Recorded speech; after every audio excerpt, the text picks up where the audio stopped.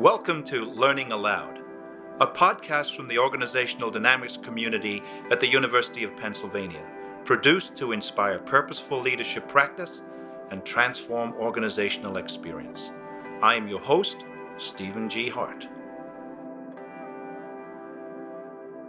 My guest today is Jason Richmond, President, CEO, and Chief Culture Officer at Ideal Outcomes Incorporated. Jason is a widely recognized author, keynote speaker, and noted authority on helping companies build strong, sustained revenue growth by empowering their employees and developing energizing office cultures. In his most recent book, Culture Spark, Jason identifies 5 steps to ignite and sustain organizational growth, and he delivers proven insights that helps an organization to define, diagnose, plan, measure, and sustain an enterprising culture that breeds employee achievement and peak performance. Welcome to the podcast, Jason. Oh, thank you so much, Steve. It's a great honor, and it's a pleasure to be spending some time with you this morning. I certainly appreciate the opportunity. Well, it's great to have you. So let me start by asking you, what inspired you to write your book, Culture Spark? What did you set out to achieve by writing it? You know, my career, 20 plus years, the last 20 plus years has been in, professional, learning and development, soft skills development, leadership, presence and effectiveness. And the idea of organizational culture has just been a passion for me, because I have a passion for people. And I'm a big believer that, any type of initiative, any type of organization regarding your product, your service, what you're taking to the market, has a people element, and you can't lose the power of people. And what really builds up culture is the people around you and the people you surround yourself with. One of my personal passions is global travel, and I've just always been fascinated from a very young age, living abroad in different places, with different cultures, in different regions, and how people interact with each other. So really my outcome of what I wanted to do was not just take and write down my ideas and my thoughts, but invest the time and effort to interview hundreds of executives across the globe of different companies to get insight, validate my thoughts and ideas, and then put together a resource guide for any manager, any leader, anybody involved in a team, that they could actually pick up and have some applicable tools to actually have a substantial impact on their organizational culture and employee engagement. That was really the outcome, to build a resource guide for anybody, working with any size of company. So outside of those interviews, then, all of those interviews you did, you share your own take on what corporate culture is. And I really like how you describe it. It makes so much sense to me. But could you read that definition for us, just so we get a grasp of where your mind is on this? Absolutely. In my belief, Steve, culture encompasses how we share information and communicate with each other, how we treat people, and how we make decisions. Looking at the kinds of policies or the lack of policies we have within our organization, and how we are structured. So I'm a big believer that culture changes and evolves. And in fact, it needs to change and evolve. Culture is not set in stone, and it is not one size fits all. Culture must be aligned in a purposeful manner with your organization's business, operational, and financial strategies. Misalignment often causes organizations to plateau as employees lose trust or enthusiasm, and can quickly derail even the best business strategy because it represents immediate and lasting barriers to execution. Great, thank you. So there's a lot to take from this paragraph. I think it's powerful, but what stands out for me is, I think, how culture is systemic. It stems from and evolves from the quality of the relationships we create. It's inexorably linked to any of a number of systems and structures we use to create in our organizations and to make places work. Is that sort of an accurate depiction of what you're getting at? You're absolutely right on. It is not a standalone. It does have to align with our financial strategies and goals. It does have to align with our operational, goals and business plans. It's not two separate things.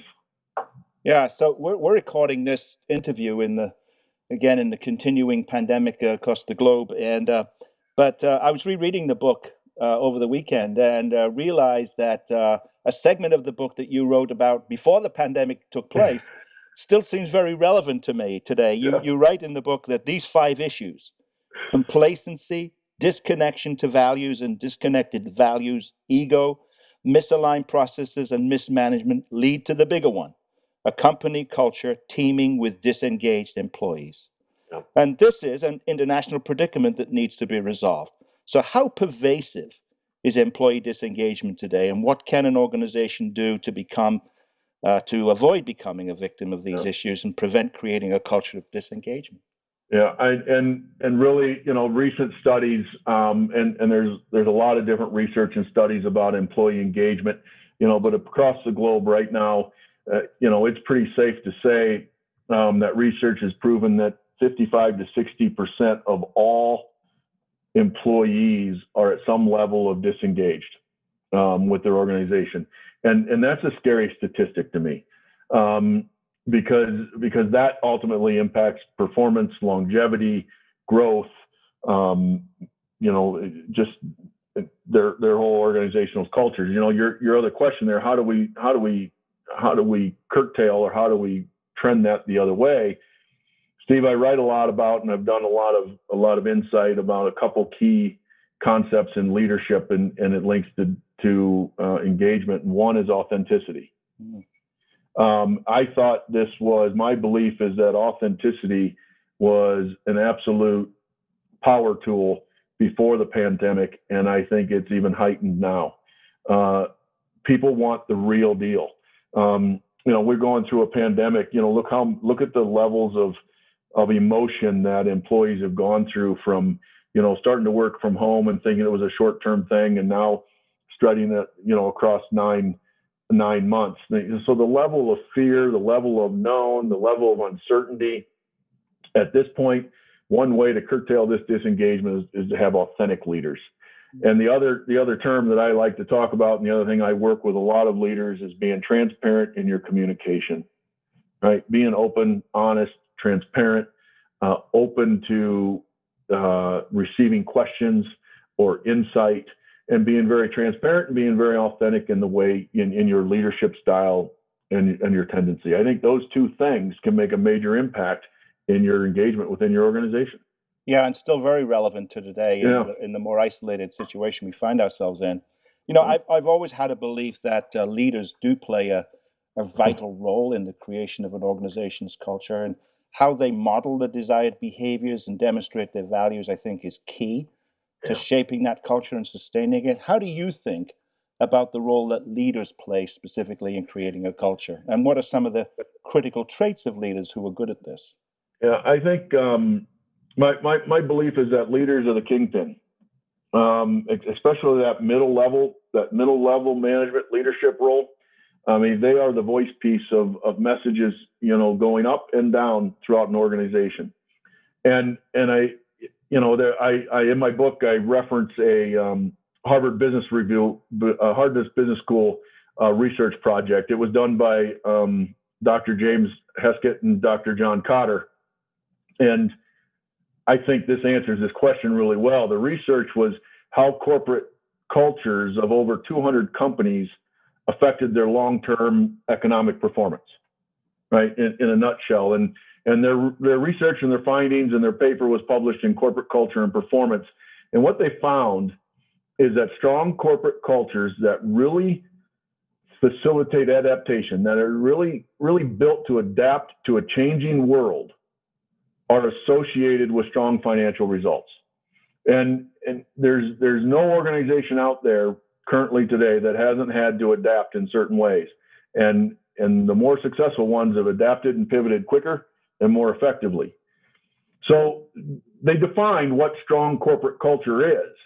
And I like to say they give a little bit of advice in this paper, but they define it as cultures that highly value their employees and their customers And their advice is that they encourage all workers at all levels to act as leaders.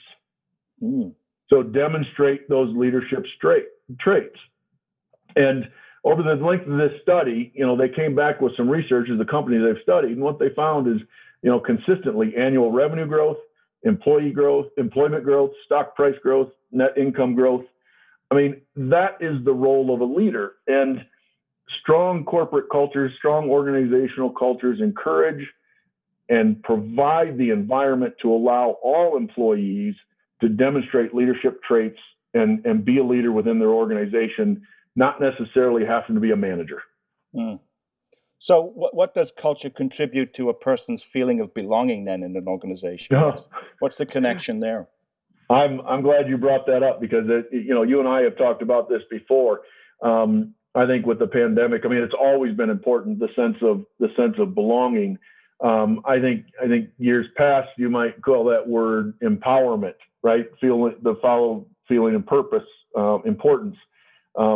But I think right now with people that it's really, really easy in a pandemic and in a environment of change to get disconnected or fall through the cracks, if you will. And I think leadership styles and tendencies, shifting to a remote workforce, those types of things, that encouragement that every employee belongs and that they matter, that they're important. And I think how we do that is organizations and leaders and managers need to go back to, why are we here? What is my purpose? What is our organization's purpose? And what is my purpose as a leader or the purpose of my position? And from a leadership standpoint, it's to bring the best, to tap into that unknown potential of their people, to produce results, to maintain performance, to stay competitive, those types of things. Yeah, so that requires an extraordinary capability on behalf of leaders to really have an intimate understanding of the people they lead, right? Yeah, for sure. Absolutely. Yeah. And again, it goes back to being authentic. And, one thing I work on, and we do a lot of executive coaching and one-on-one coaching and things like that in our organization. And one of the things we really, really focus on, because every leader has them, is their blind spots. And through a change in the workforce structure and the uncertainty and things, those blind spots come up. The people didn't realize they didn't communicate that effectively. Because, you could read body language, you could see faces, you could see expressions, those types of things. Some of that stuff is missing now. The availability to communicate and touch base and work on things has changed now. So, we really focus a lot on some of those leadership blind spots. And we talk about this all the time too. I think one of those leadership blind spots is ego.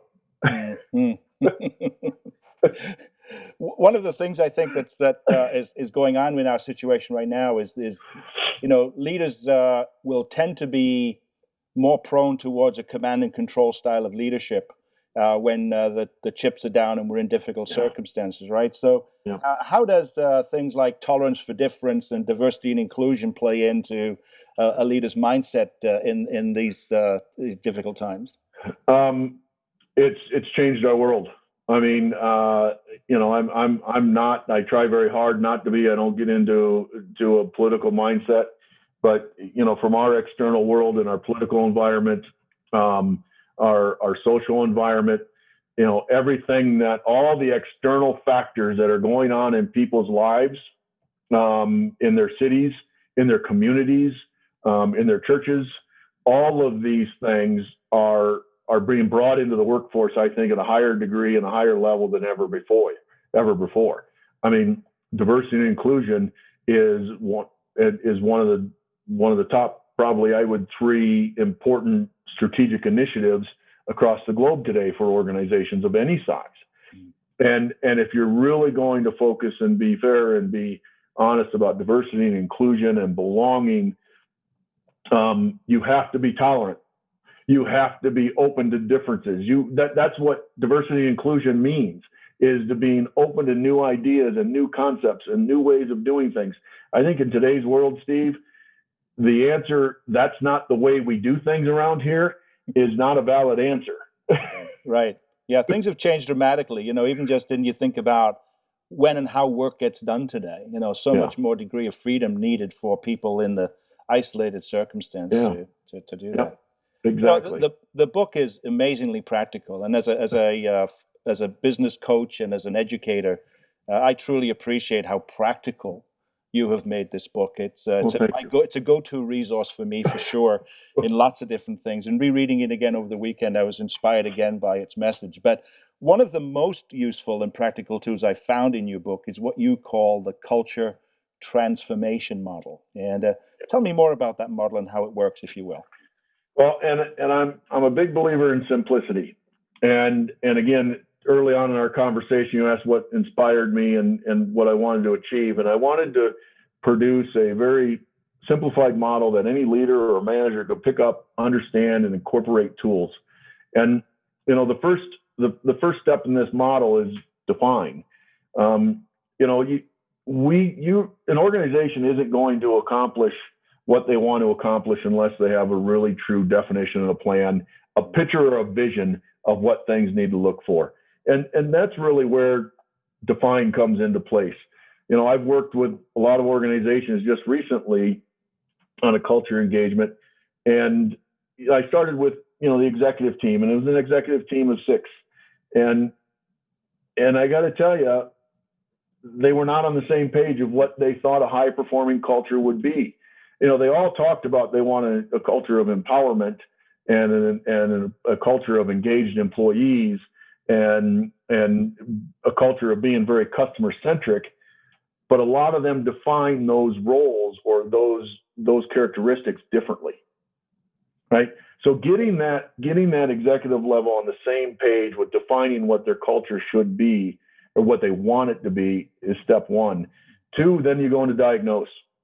I mean, you need to take a look at where you currently are, and that involves the organization from top to bottom. It could include different types of engagement surveys, culture interviews, culture influence groups. There's all kinds of ways, to diagnose your existing culture from all levels of the organization. And the insight and the trick here from a leadership standpoint is you can't be afraid, and you have to be acceptance of the information that you're receiving. Right? Again, I was working with a large IT company here 6-8 months ago, and still working. But when we started, we talked about the last 3 years. They've done an engagement survey, and there was a frustration through the organization, through the employee base, that they were asked to do this survey every year, and then it never went anywhere. Right? Nothing ever happened. They never heard anything more about it. Well, the reason they didn't hear anything about it is because certain leaders of the organization didn't like what they were hearing. That's a leadership blind spot that I referred to earlier, right? And it goes with that ego. So you have to really listen to your organization to get a true picture of where your culture is, and that's diagnose. And then you go into plan, and how are you going to execute this? How are you going to roll this out? Who are you going to involve? Who are the influencers within my organization that need to be a part of this initiative, right? And you've got to have a strategy, just like you would a business plan or an operations plan or a budget or anything else. You got to have a strong plan to roll this out, and it can't be a flavor of the month type of situation. That'll kill culture. The 4th is measure. I mean, we all know, and every leader knows, that any initiative or any business practice or any change model, there's got to be certain metrics to it. And I was working with an organization recently, and they rolled out a different structural change, right? And they were introducing new leadership competencies and changing roles and different structures. And they had 14 different competencies that they wanted to use to measure the effectiveness of this change, right? It was an impossible task. We got it down to 5, right? But there were key metrics that you really could subjectively and objectively look at and kind of monitor your progress. So whatever you want your culture to be, whatever your plan is, what is the 3 to 5 metrics that you're really going to pay attention to measure to make sure you're on track. And then your last step is sustain. And again, this takes the organization. You asked me earlier about the role of the leader and how important it is. Culture is not an HR job. They're a part of it. The whole organization is. But leadership primarily has to step up and make sure that culture is sustained, keeps evolving, keeps growing, is kept at the forefront, kept a level of importance within the organization. Yeah, so that's the model. And it's a very simple 5-step, model that you can sit down with the right people and make culture progress. Right. So the 5 things: define, diagnose, plan, measure, and sustain. Beautifully simple, correct, as you said. So what are the most important things that an organization must have, do, or say then in order to implement this model most effectively? Okay, so I would say, and again, this based on my research, based on my career, based on all the projects I've worked on, organizations have to have values and morals, and they have to stand by them. Really, no matter what business challenges, economic challenges, are encountered, even if you're forced to go into furloughs and reductions and layoffs, every business practice, operational practice, you have to stick by your values and morals. The other thing is you got to have a strong sense of purpose, and the organization should know what that purpose is. Why am I here? Why do we exist? Third, I'd say you have to stay true to your mission. Right? Don't deviate on your mission. Get that mission down and stay true to it. And the fourth thing I'd say is do what you say you're going to do, but also tell people, say what it does, right? I mean, just be who you are. That goes back to that authenticity, right? Yeah. Do what it says and says what it does. Yeah. So if I'm going to say I'm going to do this, then I better follow through and do it. If I'm going to ask my employees or my employee base contributions and their ideas and insights about things, then follow through with that and do something with that. Right? That's what that means. And those are really, 4 key characteristics. And again, they're pretty simple, but they're not easy. Yeah, I do get that I think leaders often promise a lot and then under-deliver. Other things get in the way in promises. But I think the items that you identified, their values, morals, purpose, mission, and doing what you say you're going to do are really fundamental responsibilities. And if you can follow through with them, you can really have an impact on the mind of people in the organization. Correct. Yep. And it does. It not only raises engagement, but with a high engaged workforce, a highly engaged team, your level of commitment comes up. Your level of flexibility and adaptability to challenging times or difficulty times.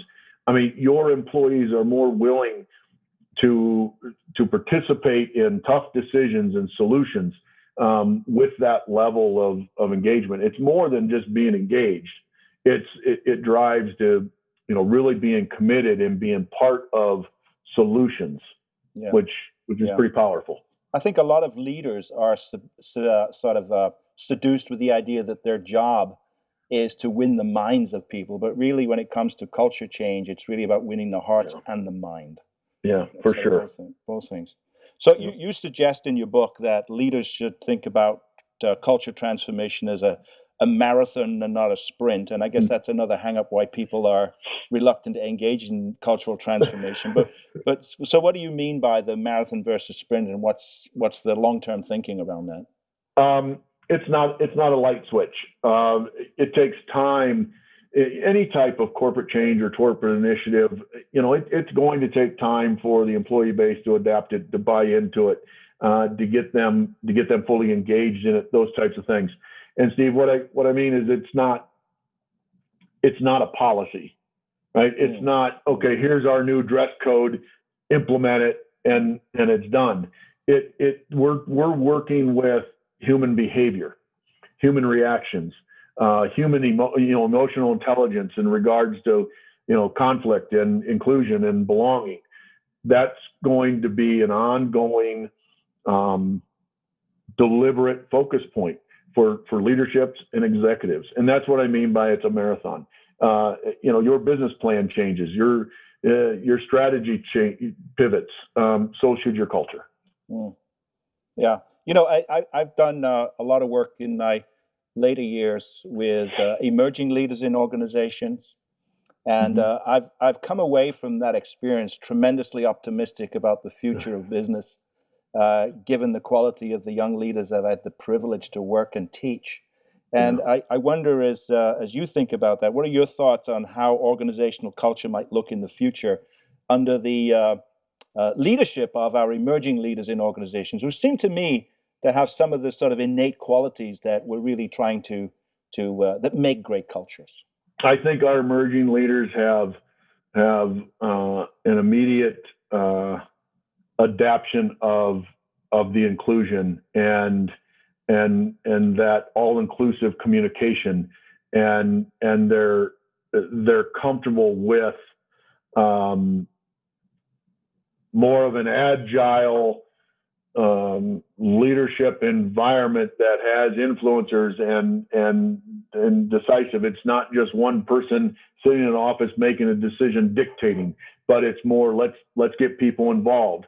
I think they're got a higher level of tolerance for employee empowerment.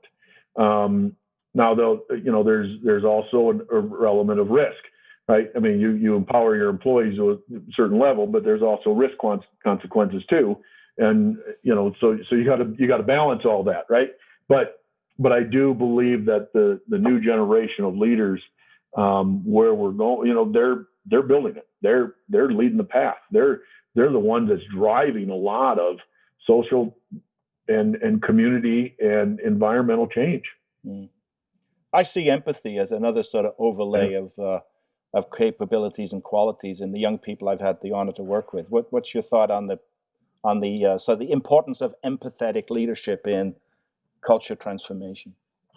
I think it's important, and I think we have seen that more so in the last 9 months than ever. We have just, there's been organizations. I was working with a consulting organization, and still am, but started, right before the pandemic hit, 3 months before the pandemic hit, and overnight, 90% of the workforce working from home. At the very beginning of this, we thought, okay, this will be a couple weeks. We'll do that. But what we found is that, they all had work time laptops, but they weren't really established or set up or really, they're sitting at their kitchen table on their laptop. It's nothing like their desk environment. We had to step back and you talk about empathy, really understanding their situation. And we spent the last year just focusing on making sure people have the right tools to do their job effectively in a different environment. Right? And again, at first, that was a leadership blind spot. It was an assumption that, they can just go work from home. They got their laptop. It's not an inclusive environment for them to be as productive as they should be. Yeah. And their work environment has changed so much. So you got to be empathetic and really try to understand what that environment is. I think it's critical. I've seen a couple. Yeah, go ahead. Yeah, I've seen a couple of leaders who observing them in their role, and they're having these virtual meetings, and they're jumping right into the business of the day without any consideration for what are people feeling, how are your emotions today, what's going on. They're not very productive when they're just all business all the time. No, and I think there's been a higher level of importance and priority in taking that little extra time to really getting to understand the world and the environment your employees are living in now through this.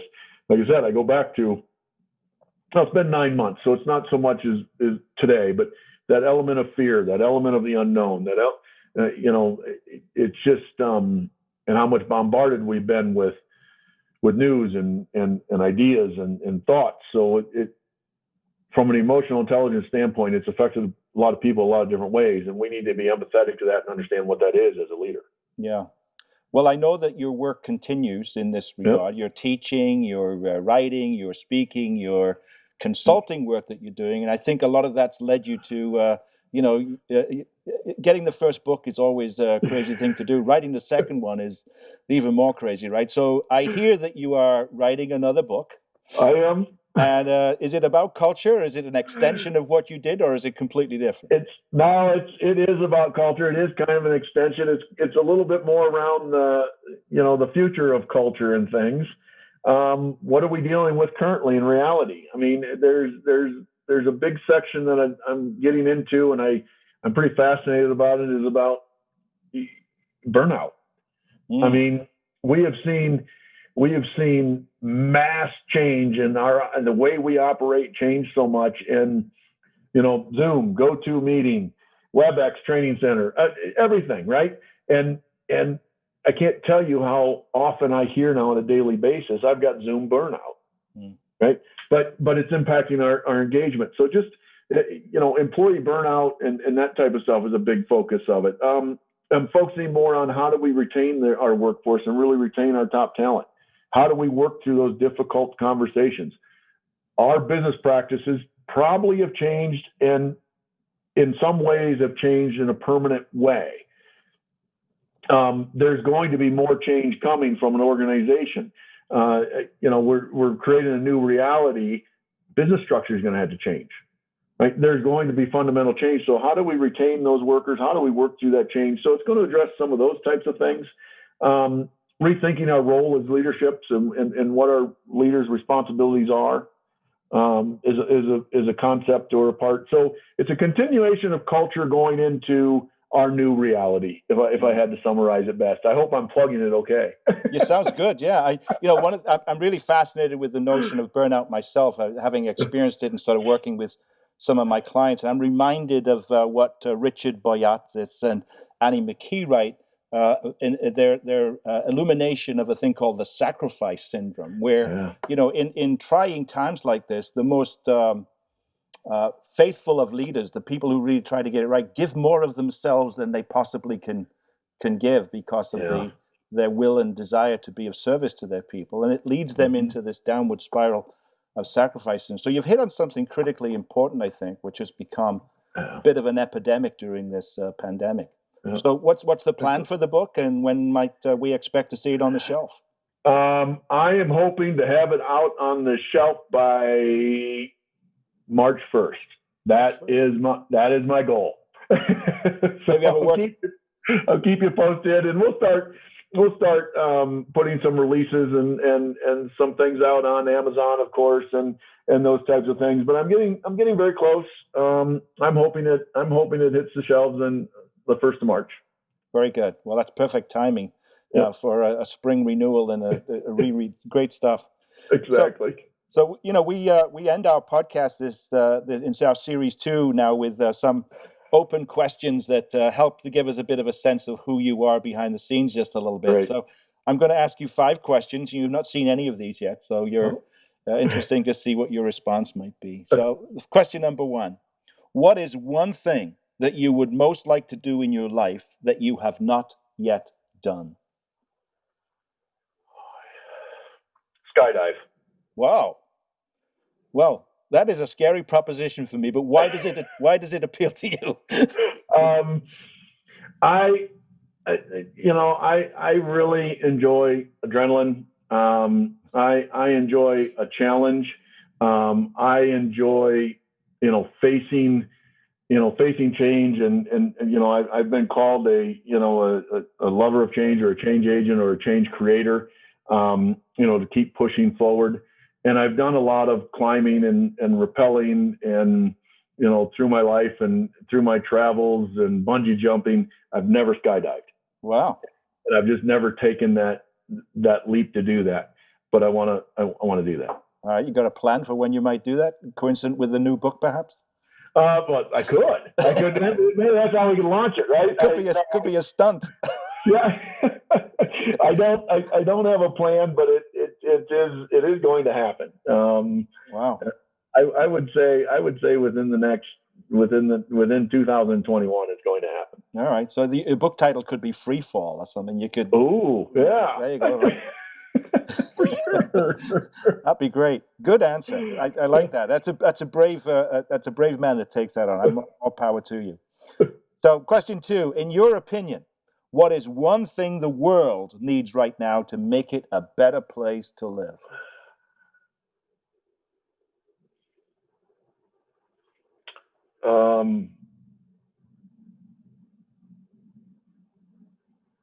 Understanding. Unpack that a bit for me. And what I mean by that is we have to do the right thing, and we have to treat people right, and we have to understand where they are and where they're coming from and what they're going through. I think we today in the world we're at has way too many hidden agendas, way too many in it for me kind of attitudes, that type of thing. I think we need a higher level of inclusivity and understanding. We need to understand how everyone lives and acts and deals with things, especially the people around us. Yeah, great answer. Thank you. Yep. Question 3: if you were back in school today, thinking about starting a career, what would you want to be when you grew up?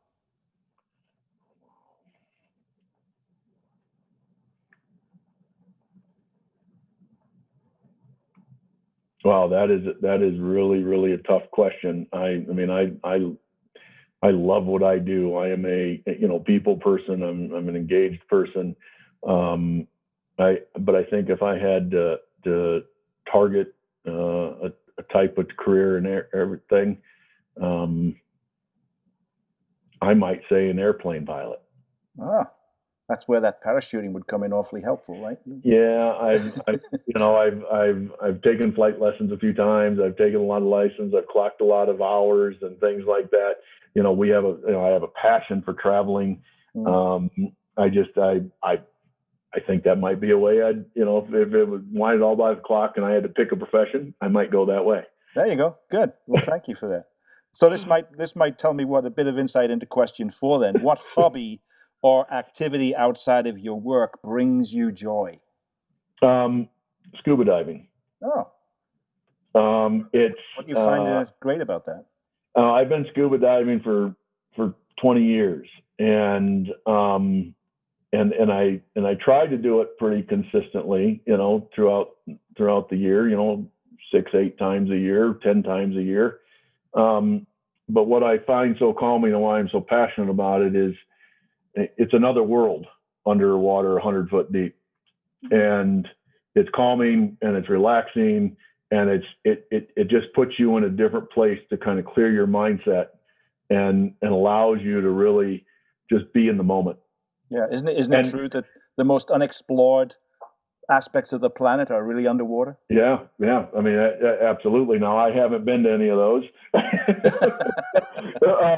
but Steve, I got to tell you, it really makes you appreciate, how powerful external factors are in not only your personal lives, but also then bring that back into the corporate living and the corporate life. Scuba diving is really a fundamental release for me, and it's a great spot for me to get recharged, refocused, and that type of thing. Great. So you're living above the waves and below the waves too. There we go. We try. You're a fully Renaissance-like man here. So my last question is: what person, living or dead, has inspired you the most? My grandfather. Tell me about him. He was a farmer in his whole life. He raised an unbelievable family. He had a work ethic like no other person I've ever known in my life. And he had a constant belief in just making sure you absolutely do the right thing every time. I can't tell you how many just pieces of advice through my life when he was alive that I still refer to today, that I talk about, that I incorporate into teaching, into coaching. It's just his core values and his work ethic really helped create who I am today. I think some of his influences also come through in your book. Yeah. Yes, they do. They do, for sure. Yep. Yeah, I can tell by the way you speak about them that they've come grounded from that place. So, well, Jason, it's been an absolute delight to have you here. Thank you so much for giving us your time. I hope you'll come back again after the new book is out, and we'll do a second round again, and we'll talk a little bit more about it. So thank you so much for being here today. It was a pleasure to see you. All right. Thank you, Steve. I certainly appreciate it. You take care. Thank you. So my guest today was Jason Richmond, CEO and Chief Culture Officer at Ideal Outcomes, Inc., and author of the book Culture Spark. Thanks, Jason, for being here, and my thanks also to Dan Shields for producing today's podcast. My name is Steve Hart, and this has been a Learning Aloud podcast from the Organizational Dynamics community at the University of Pennsylvania.